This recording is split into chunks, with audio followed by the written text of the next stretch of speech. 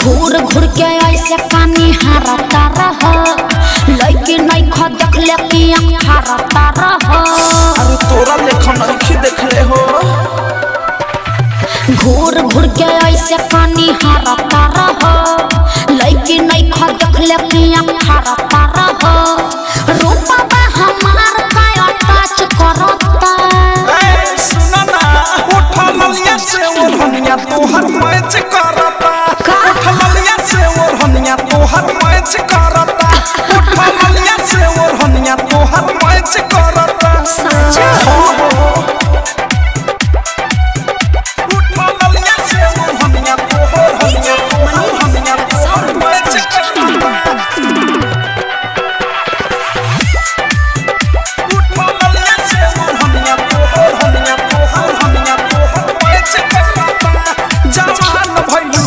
तोर डिमांड बढ़ता।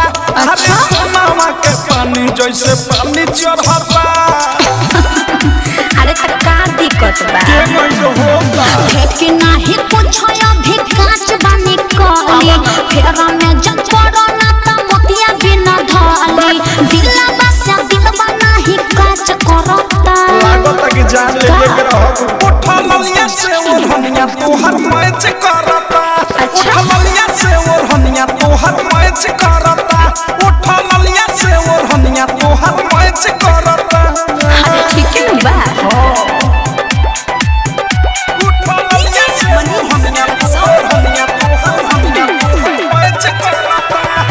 Diamond recording studio छाना मैच करता। सोचा तारू कथी तू अलहता चला हो।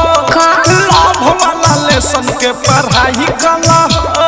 देखा आलतू फालतू बात मत बोला। तोहरा के देख के छटक जाता। देवी आवा फेस फेस देखे चलला लाचा बीक के विशाल बच्चा चाहे से तू बाचा अनुराग बादशाह नहीं बच करता। अरे गजबे के मैचिंग बता। उठा ललिया से ओढ़निया तोहर मैच करता। उठा ललिया से ओढ़निया तोहर मैच करता। उठा ललिया से ओढ़निया तोहर मैच करता। घूर घूर के ऐसे कानी हारता रह लइके नहीं ख देख ले कि आँख हारता रह। रूपा बा हमार का टच करता। ए सुना ना उठा ललिया से ओढ़निया तोहर मैच करता। उठा ललिया से ओढ़निया तोहर मैच करता। उठा ललिया से ओढ़निया तोहर मैच करता। चला कुछ भी बोलते हो। सच तक कह रहे हैं। RCM म्यूजिक न्यू ऐप अभी डाउनलोड कीजिए हमारे गूगल प्ले स्टोर से और पाए भोजपुरी लोकगीतों का एक से बढ़कर एक ऑडियो वीडियो सॉन्ग बिल्कुल मुफ्त।